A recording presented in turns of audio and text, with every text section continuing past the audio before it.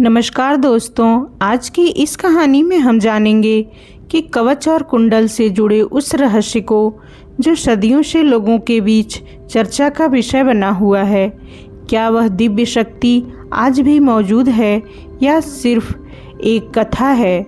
इसी सवाल का जवाब आपको इस कहानी में मिलेगा। कर्ण महाभारत का वह नाम जो सुनते ही पराक्रम, त्याग और एक अनसुलझे रहस्य की छाया साथ ले आता है। लेकिन आज जो कहानी शुरू हो रही है वह सिर्फ इतिहास नहीं, एक ऐसा अंधेरा सच है जिसे सदियों से दबा कर रखा गया है। रात का समय था। हस्तिनापुर के महल के बाहर हवा असामान्य रूप से भारी थी। उसी समय एक ऐसी घटना घटी जिसने भविष्य की सबसे खौफनाक कहानी की नींव रख दी। कुंती ने एक मंत्र का प्रयोग किया, एक ऐसा मंत्र जो देवताओं को पृथ्वी पर बुला सकता था। जैसे ही उन्होंने सूर्य देव का आह्वान किया, पूरा आकाश सुनहरी रोशनी से भर गया। वह कोई सामान्य प्रकाश नहीं था, उसमें एक अजीब सी गर्मी थी, जैसे समय खुद थम गया हो। और फिर उस प्रकाश के बीच एक बालक प्रकट हुआ।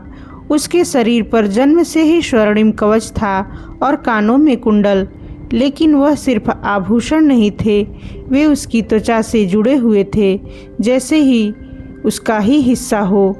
उस क्षण कुंती समझ गई कि यह बालक साधारण नहीं है। लेकिन डर ने उन्हें मजबूर कर दिया। उन्होंने उस बालक को एक टोकरी में रखा और नदी में बहा दिया। यहीं से शुरू होती है उस रहस्य की पहली परत। वह बालक जीवित कैसे रहा?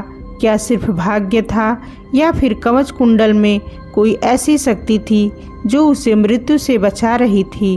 वर्षों बाद वही बालक कर्ण बना, एक ऐसा योद्धा जिसे कोई पराजित नहीं कर सकता था। उसके शरीर पर वह कवच था जो किसी भी अस्त्र को रोक सकता था, और कुंडल जो उसकी ऊर्जा को कभी खत्म नहीं होने देते थे। लेकिन इस कहानी में एक ऐसा मोड़ आता है जो आज भी लोगों को डराता है। एक रात कर्ण को सपना आया। उसने देखा कि उसका कवच और कुंडल उससे अलग हो रहे हैं, और जैसे ही वे अलग हुए, चारों ओर अंधेरा छा गया। उस अंधेरे में एक आवाज़ थी, जिस दिन तुम इन्हें खो दोगे उसी दिन तुम्हारी मृत्यु तय हो जाएगी। कर्ण अचानक जाग गया। अगले ही दिन एक ब्राह्मण उसके द्वार पर आया। वह कोई और नहीं बल्कि इंद्र थे, जो वेश बदल कर आए थे। उन्होंने कर्ण से उसके कवच और कुंडल दान में मांगे। कर्ण समझ गया, उसे सब पता था, यह भी कि वह दान उसकी मृत्यु का कारण बनेगा। फिर भी उसने बिना एक पल सोचे अपने शरीर से कवच कुंडल काट कर दे दिए। लेकिन यहीं से कहानी और खौफनाक हो जाती है।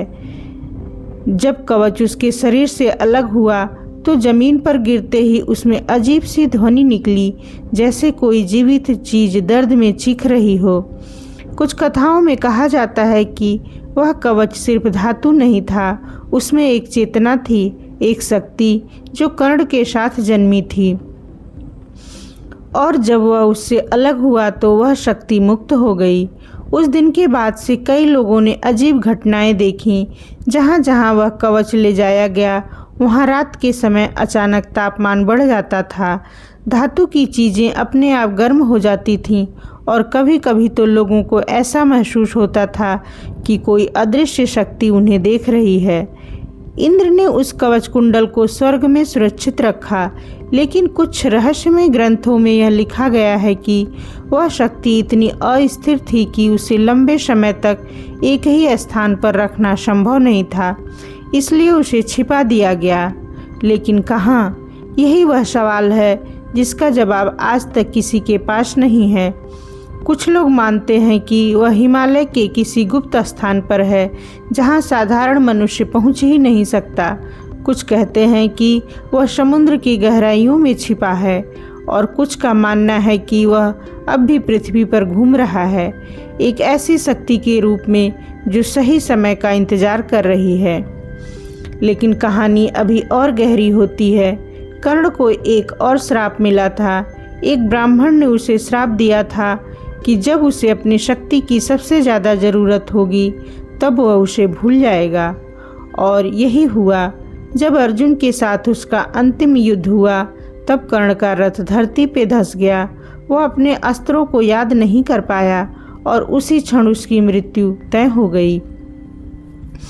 लेकिन कुछ साधु संतों का मानना है कि कर्ण की मृत्यु के बाद भी उसकी ऊर्जा खत्म नहीं हुई।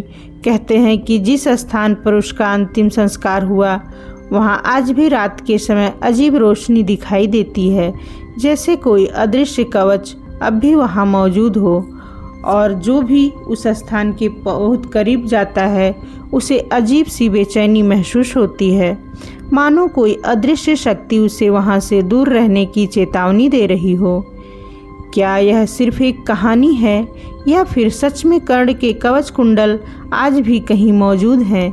और अगर वे मिल जाएं तो क्या होगा? क्या कोई इंसान फिर से अजेय बन सकता है या फिर वह शक्ति इतनी खतरनाक है कि उसे छिपा कर रखना ही बेहतर है? यह रहस्य आज भी अधूरा है और शायद हमेशा रहेगा। कहानी आगे बढ़ती है। कर्ण के कवच कुंडल के अलग होने के बाद दुनिया ने सिर्फ एक योद्धा का पतन देखा, लेकिन कुछ लोगों ने उस दिन कुछ और भी महसूस किया था। एक ऐसी ऊर्जा जो अचानक मुक्त हो गई थी।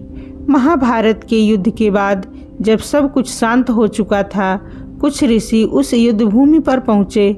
उनका उद्देश्य था शुद्धिकरण, लेकिन वहां पहुंचते ही उन्हें एक अजीब सी अनुभूति हुई। हवा भारी थी, जैसे कोई अदृश्य शक्ति अब भी वहां मौजूद हो। एक ऋषि ने ध्यान लगाया और जैसे ही उसकी चेतना गहराई में गई, उसने देखा एक स्वर्णिम चमक जो जमीन के भीतर धड़क रही थी, बिल्कुल वैसे ही जैसे किसी जीव का हृदय धड़कता है। उसने तुरंत आंखें खोल दी। यह समाप्त नहीं हुआ, उसने कहा। बाकी ऋषि समझ नहीं पाए, लेकिन उस दिन के बाद उस स्थान को त्याग दिया गया। वर्षों बाद एक चरवाहा उसी स्थान के पास अपने पशु चराने गया। अचानक उसके पशु घबराकर भागने लगे। जमीन हल्की हल्की गर्म हो रही थी और फिर से उसने देखा मिट्टी के नीचे एक हल्की सुनहरी रोशनी निकल रही थी। वह डर कर भाग गया। उसने गांव में जाकर सबको बताया, लेकिन किसी ने उसकी बात पर विश्वास नहीं किया। कुछ दिन बाद वही चरवाहा अचानक बीमार पड़ गया। वह बार बार एक ही बात कहता, वह अब भी वही है, वह जाग रहा है, और फिर उसकी मृत्यु हो गई। यह कहानी धीरे धीरे पूरे क्षेत्र में फैल गई। लोग उस जगह के पास जाने से डरने लगे, लेकिन रहस्य यहीं खत्म नहीं हुआ। सदियों बाद जब आधुनिक युग आया, कुछ शोधकर्ताओं ने इस कथा को गंभीरता से लिया। उन्होंने उस स्थान की खोज शुरू की जहां कर्ण का अंतिम संस्कार हुआ था। उनमें से एक शोधकर्ता ने दावा किया कि वहां असामान्य ऊर्जा स्तर पाए गए। उसके उपकरण बार बार फेल हो रहे थे, जैसे कोई अदृश्य शक्ति उन्हें प्रभावित कर रही हो। रात के समय जब वह अकेला था, उसने एक अजीब आवाज़ सुनी, जैसे कोई धातु धीरे धीरे खींच रही हो। वह डर गया, लेकिन उसने हिम्मत करके उस दिशा में देखा, और जो उसने देखा वह उसकी ज़िंदगी बदलने के लिए काफ़ी था। जमीन के नीचे से एक हल्की स्वर्णिम आकृति उभर रही थी, जैसे कोई कवच, लेकिन वह पूरी तरह दिखाई देने से पहले ही गायब हो गई। अगले दिन वह शोधकर्ता अचानक गायब हो गया। उसका कोई पता नहीं चला। उसके साथियों ने उसकी खोज की, लेकिन उन्हें सिर्फ उसके उपकरण मिले जो पूरी तरह जले हुए थे, जैसे कि किसी अत्यधिक ऊर्जा ने उसे नष्ट कर दिया हो। अब सवाल और गहरा हो गया था, क्या सिर्फ एक संजोग था या फिर सच में कर्ण के कवच कुंडल की शक्ति अब भी पृथ्वी पर मौजूद है? कुछ विद्वानों का मानना है कि कवच कुंडल कोई साधारण वस्तु नहीं थे, बल्कि एक ऊर्जा कवच थे जो कर्ण के शरीर के साथ जुड़े हुए थे, और जब वे अलग हुए तो वह ऊर्जा पूरी तरह समाप्त नहीं हुई, बल्कि पृथ्वी में समा गई और शायद आज भी वहाँ है। इसी बीच एक रहस्यमयी घटना सामने आई। एक साधु जो वर्षों से हिमालय में तपस्या कर रहा था, अचानक एक दिन नीचे आया। उसने कहा, वह शक्ति सुरक्षित नहीं, अगर वह पूरी तरह जाग गई तो विनाश हो सकता है। लोगों ने उससे पूछा, कौन सी शक्ति? उसने सिर्फ इतना कहा, सूर्यपुत्र की, और फिर वह साधु गायब हो गया। इस घटना के बाद से यह मान्यता और मजबूत हो गई कि कर्ण का कवच कुंडल सिर्फ एक रक्षा कवच नहीं था, बल्कि एक ऐसी शक्ति थी जिसे नियंत्रित करना आसान नहीं था। कुछ लोग अब भी उसे खोजने की कोशिश कर रहे हैं, लेकिन अब यह सिर्फ एक खोज नहीं रही, यह एक खतरा बन चुकी है, और शायद इसी वजह से यह रहस्य आज तक छुपा हुआ है। लेकिन कहानी अभी खत्म नहीं हुई, क्योंकि कुछ संकेत बताते हैं कि वह शक्ति धीरे धीरे फिर से सक्रिय हो रही है, और अगर ऐसा हुआ तो इतिहास खुद को दोहरा सकता है। क्या कोई नया कर्ण जन्म लेगा, या फिर वह शक्ति इस दुनिया के लिए विनाश का कारण बनेगी? यह सवाल अब भी अनुत्तरित है। कहानी अब उस मोड़ पर पहुंचती है जहां रहस्य सिर्फ अतीत का नहीं रहता, बल्कि वर्तमान से जुड़ने लगता है। हजारों साल बीत चुके थे महाभारत के युद्ध को। लोग इसे सिर्फ एक कथा मानने लगे थे, लेकिन कुछ रहस्य ऐसे होते हैं जो समय के साथ खत्म नहीं होते। वे छुप जाते हैं और सही समय का इंतजार करते हैं। उत्तर भारत के एक सुनसान क्षेत्र में, जहां कभी प्राचीन युद्ध भूमि होने का दावा किया जाता था, कुछ अजीब घटनाएं लगातार सामने आने लगी। रात के समय वहां अचानक तेज गर्मी महसूस होती, जैसे किसी आग का स्रोत आसपास हो, जबकि वहां कुछ भी नहीं होता। लोगों ने इसे नज़रअंदाज किया, लेकिन फिर एक घटना ने सबको हिला दिया। एक स्थानीय व्यक्ति जो अक्सर उस क्षेत्र से गुजरता था, एक रात अचानक बेहोश हो गया। जब उसे होश आया तो उसने जो बताया वह सुनकर सबके रोंगटे खड़े हो गए। उसने कहा, मैंने उसे देखा, वह जमीन के अंदर था, लेकिन जिंदा था। लोगों ने पूछा, कौन? वह कांपते हुए बोला, कवच। यह बात धीरे धीरे फैलने लगी। कुछ लोगों ने इसे अंधविश्वास कहा, लेकिन कुछ ने इसे गंभीरता से लिया। इसी बीच एक टीम वहां जांच के लिए पहुंची। उन्होंने जमीन के नीचे स्कैन किया, और जो परिणाम आए उन्होंने सबको चौंका दिया। वहां एक अजीब तरह की ऊर्जा मौजूद थी, जो किसी धातु या पदार्थ से मेल नहीं खाती थी। जैसे ही उन्होंने उस जगह को खोदने की कोशिश की, अचानक उनके उपकरण बंद हो गए, और फिर जमीन हल्के हल्के कांपने लगी। टीम घबरा गई और वहां से भाग गई। उस दिन के बाद उस स्थान को पूरी तरह बंद कर दिया गया। लेकिन असली डरावनी घटना अभी बाकी थी।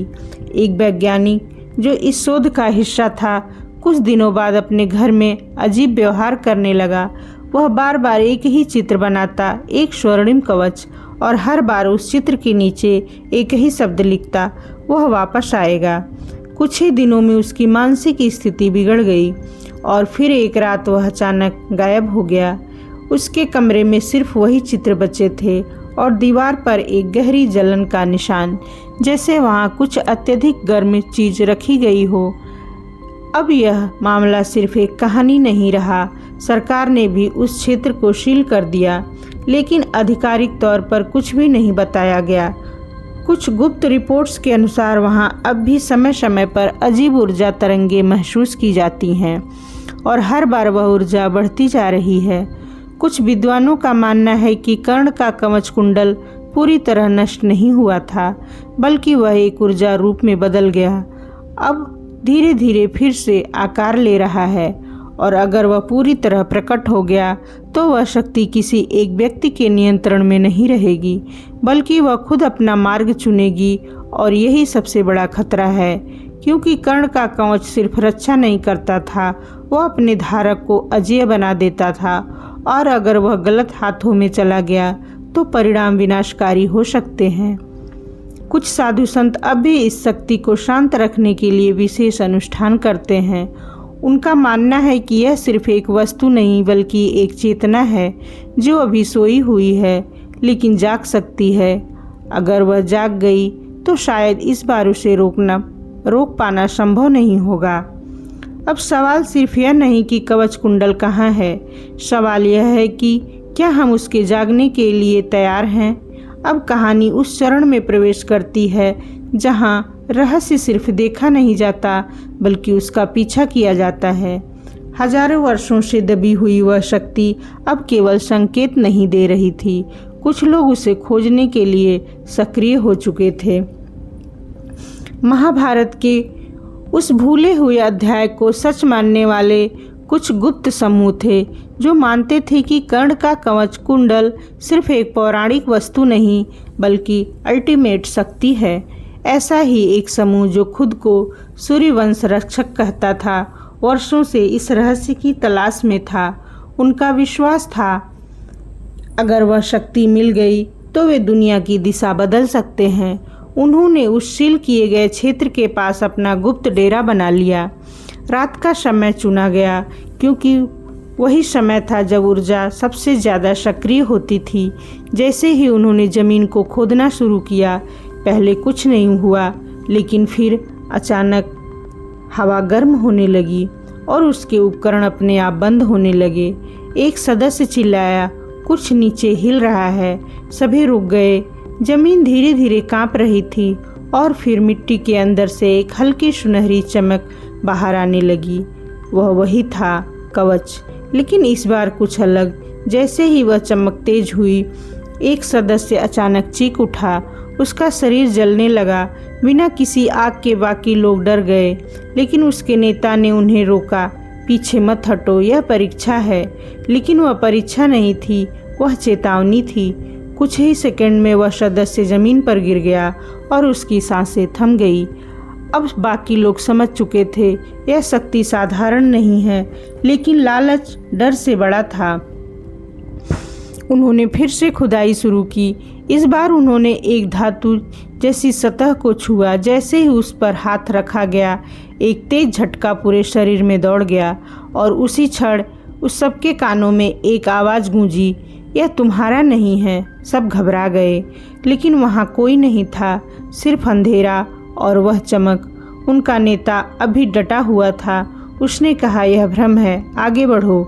लेकिन जैसे ही उसने उस वस्तु को उठाने की कोशिश की, पूरी जमीन हिल गई और एक तेज प्रकाश के साथ सब कुछ शांत हो गया। अगली सुबह वह पूरा क्षेत्र खाली था। न कोई समूह, न कोई उपकरण, जैसे वहाँ कुछ हुआ ही नहीं। लेकिन एक चीज़ बदल चुकी थी, अब वहाँ की ऊर्जा और भी ज़्यादा तीव्र हो गई थी। इसी बीच एक वृद्ध साधु जो वर्षों से उस क्षेत्र से दूर तपस्या कर रहा था, अचानक वहाँ पहुँचा। उसने आंखें बंद की और कुछ क्षण बाद कहा। उन्होंने उसे जगा दिया। पास खड़े लोगों ने पूछा, किसे? उसने धीरे से कहा, सूर्य पुत्र की रक्षा। उस दिन के बाद से अजीब घटनाएं और बढ़ गईं। रात के समय आसमान में हल्की सुनहरी लकीरें दिखाई देने लगीं, जैसे कोई ऊर्जा ऊपर उठ रही हो। कुछ लोगों ने दावा किया कि उन्होंने एक आकृति देखी, एक योद्धा जिसके शरीर पर कवच नहीं था, लेकिन उसके चारों ओर एक चमक थी। क्या यह कर्ण की आत्मा थी या फिर उस कवच की चेतना जो अब रूप ले रही थी? कहानी अब अपने सबसे खतरनाक मोड़ पर पहुंच चुकी थी, क्योंकि अब यह सिर्फ एक खोज नहीं रही, यह एक जागरण था। और अगर यह पूरी तरह जाग गया तो शायद इस बार इतिहास नहीं बल्कि भविष्य बदल जाएगा। कुछ लोग अब भी इसे रोकने की कोशिश कर रहे हैं, लेकिन सवाल वही है, क्या इंसान उस शक्ति को नियंत्रित कर पाएगा या फिर वह शक्ति इंसान को नियंत्रित कर लेगी? अब कहानी उस बिंदु पर पहुंच चुकी थी जहां रहस्य छुपा नहीं रहा बल्कि दुनिया पर असर दिखाने लगा था। महाभारत का वह भूला हुआ अध्याय अब जैसे वर्तमान में सांस ले रहा था।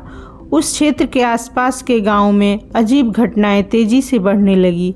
रात के समय लोगों को अपने घरों की दीवारों से हल्की गर्मी महसूस होने लगी। लोहे के बर्तन अपने आप गर्म हो जाते और कभी कभी तो पानी भी हल्का उबलता हुआ दिखता। पहले इसे मौसम का असर समझा गया, लेकिन फिर एक ऐसी घटना हुई जिसने सब कुछ बदल दिया। एक परिवार रात में सो रहा था। अचानक घर के बीचों बीच तेज रोशनी फैल गई और जब उन्होंने आंखें खोली तो उन्होंने देखा कमरे के बीच में चमकता हुआ आकार, जैसे कोई अदृश्य कवच हवा में तैर रहा हो। कुछ सेकंड के लिए वह स्थिर रहा और फिर अचानक गायब हो गया। अगली सुबह उस जगह पर फर्श काला पड़ चुका था, जैसे वहाँ कुछ अत्यधिक गर्म चीज़ रखी गई हो। यह खबर धीरे धीरे फैलने लगी। अब लोग डरने लगे थे। कुछ ने उस क्षेत्र को छोड़ दिया, लेकिन कुछ लोग अब भी उस शक्ति की तरफ आकर्षित हो रहे हैं। इसी बीच एक और घटना सामने आई। एक युवक जो उस क्षेत्र के पास गया था अचानक बदल गया। उसका व्यवहार असामान्य हो गया। वह बार बार एक ही बात कहता, वह मुझे बुला रहा है। जब उससे पूछा गया कौन, तो वह सिर्फ एक नाम लेता, कर्ण। कुछ दिनों बाद उसकी स्थिति और गंभीर हो गई। उसके शरीर का तापमान सामान्य से बहुत ज़्यादा हो गया, लेकिन उसे कोई दर्द नहीं हो रहा था। डॉक्टर भी समझ नहीं पाए। और फिर एक रात वह अचानक घर से बाहर चला गया। लोगों ने उसका पीछा किया। वह सीधे उसी प्रतिबंधित क्षेत्र की ओर जा रहा था, जैसे कोई अदृश्य शक्ति उसे खींच रही हो। जब वह उस जगह पहुंचा तो अचानक रुक गया। उसने आसमान की ओर देखा और जोर से चिल्लाया, मैं तैयार हूँ। और उसी क्षण आसमान से तेज सुनहरी रोशनी चमकी। कुछ सेकंड के लिए सब कुछ थम गया और फिर वह युवक जमीन पर गिर गया। जब लोग उसके पास पहुँचे तो वह बेहोश था, लेकिन उसके शरीर पर हल्के जलने के निशान थे, जैसे किसी गर्म धातु ने उसे छुआ हो। होश में आने के बाद उसने जो बताया वह और भी डरावना था। उसने कहा, मैंने उसे देखा, वह मेरे सामने था। उसने कहा, यह शक्ति किसी एक की नहीं, यह खुद अपना मालिक चुनती है। अब यह साफ हो चुका था। कवच कुंडल सिर्फ एक वस्तु नहीं थे, वह एक चेतना थी, एक ऐसी शक्ति जो खुद निर्णय लेती है, और शायद वह किसी नए धारक की तलाश में है। कुछ विद्वानों ने इस घटना को कर्ण की आत्मा से जोड़कर देखा। उनका मानना था कि यह शक्ति उसी की ऊर्जा का हिस्सा है, जो अब फिर से सक्रिय हो रही है। लेकिन एक बड़ा सवाल अब भी बाकी था। अगर यह शक्ति किसी को चुन ले तो क्या होगा? क्या वह व्यक्ति अजेय बन जाएगा, या फिर वह खुद उस शक्ति के नियंत्रण में चला जाएगा? क्योंकि हर शक्ति की एक कीमत होती है, और कर्ण ने भी वह कीमत चुकाई थी। अब यह कहानी सिर्फ अतीत की नहीं रही, यह वर्तमान की सच्चाई बन चुकी थी, और शायद बहुत जल्द यह पूरी दुनिया के सामने आने वाली थी। कहानी का अगला अंतिम भाग सबसे खतरनाक होगा, जहां यह शक्ति अपना असली रूप दिखाएगी और तय होगा कि यह मानवता के लिए वरदान बनेगी या विनाश। अब कहानी अपने अंतिम और सबसे निर्णायक मोड़ पर पहुंचती है। कुछ सदियों से छुपा था जो धीरे धीरे संकेत दे रहा था, अब वह पूरी तरह प्रकट होने वाला था। महाभारत की वह गूंज जिसे लोग सिर्फ कथा समझते थे, अब वास्तविकता की सीमा को छूने लगी थी। उस प्रतिबंधित क्षेत्र के चारों ओर अचानक असामान्य गतिविधियां बढ़ गईं। सरकारी निगरानी, वैज्ञानिकों की टीम और कुछ गुप्त साधु अब सब एक ही जगह इकट्ठा होने लगे, क्योंकि अब यह साफ हो चुका था, वह शक्ति जाग चुकी है। रात का समय चुना गया। आकाश बिल्कुल शांत था, लेकिन जमीन के नीचे कुछ हलचल थी। जैसे ही घड़ी ने आधी रात पार की, पूरे क्षेत्र में एक तेज कंपन फैल गया। लोगों के उपकरण फेल होने लगे, और फिर जमीन के बीचों बीच एक दरार उभरी। उस दरार से सुनहरी रोशनी निकलने लगी। धीरे धीरे वह रोशनी बढ़ती गई, और फिर एक आकृति उभरी। वह कोई साधारण चीज नहीं थी, वह था कवच। लेकिन अब वह वैसा नहीं था जैसे पहले था। वह स्थिर नहीं था, वह जीवित था। उसकी सतह पर ऊर्जा लहरों की तरह चल रही थी, जैसे वह सांस ले रहा हो। सब लोग स्तब्ध थे, कोई पास जाने की हिम्मत नहीं कर रहा था। तभी भीड़ में से वही युवक आगे बढ़ा जिसने पहले चुना गया था। उसकी आंखों में डर नहीं था, जैसे वह पहले से जानता है कि क्या होने वाला है। वह धीरे धीरे उस चमक के पास गया, और जैसे ही उसने हाथ बढ़ाया, पूरे क्षेत्र में एक तेज प्रकाश फैल गया। कुछ क्षणों के लिए कुछ भी दिखाई नहीं दिया, और फिर सब कुछ शांत हो गया। जब रोशनी कम हुई तो सबने देखा वह युवक अब अकेला नहीं था। उसके शरीर के चारों ओर वही स्वर्णिम ऊर्जा थी, जैसे एक अदृश्य कवच उसे ढका हुआ है। लेकिन असली बदलाव उसकी आंखों में था। अब वह वैसा नहीं था।